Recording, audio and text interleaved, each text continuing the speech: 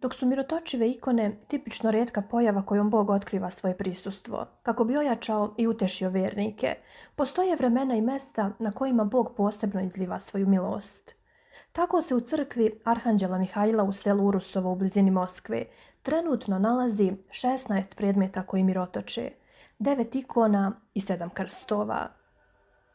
Prvo je počela da mirotoči ikona Presvete Bogorodice. To je inače dvostrana ikona, sa jedne strane znamenje, a sa druge neiscrpna čaša.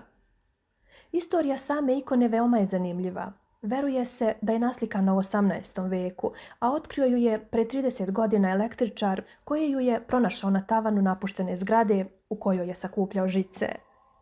Ikonu je poneo kući i ona mu je u velikoj meri pomogla u životu. Osjetivši da mu je upokojenje blizu, odneo je ikonu u crkvu Svetog Arhanđela Mihajla, gdje je ostala do danas i umro je nakon nekoliko mjeseci. Parohijanin Vitalij Nikolajev govorio je o mirotočenju u ovoj crkvi za ruski portal. On je ispričao da je bio veoma iznenađen kada je primetio suze na ikoni. Za mene je to bio šok. Prvo sam pomislio da je rđa, ali nekoliko dana kasnije ikona je počela da mirotoči još intenzivnije krvavim suzama. Članak o ovom događaju objavljen je na stranici ove parohije na ruskim društvenim medijima. Nakon ove pojave počela je da mirotoči ikona samog Hrista, koja je na kraju bila prekrivena i mrljama krvi. Nakon toga suze su se pojavile na još jednoj ikoni, Svetih mironosnica, rekao je Nikolajev za gazeta venev.ru. Smatra se da nas ovo teši. Svetitelji nas ne napuštaju, oni su sa nama, ali svako doživljava ovakve znake na svoj način, dodao je Nikolajev.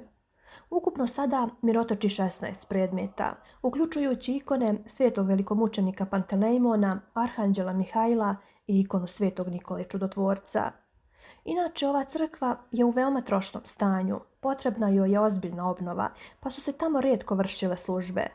Otkako su se prenijele vijesti o ovom čudu, bogosluženja u crkvi održavaju se svakodnevno, jer su privukle veliki broj vernika koji u potrazi za Božjom milošću i u nadi za čudesnim ozdravljenjem posećuju ovo mesto, uključujući i hodočasnike iz mnogih drugih regiona širom Rusije.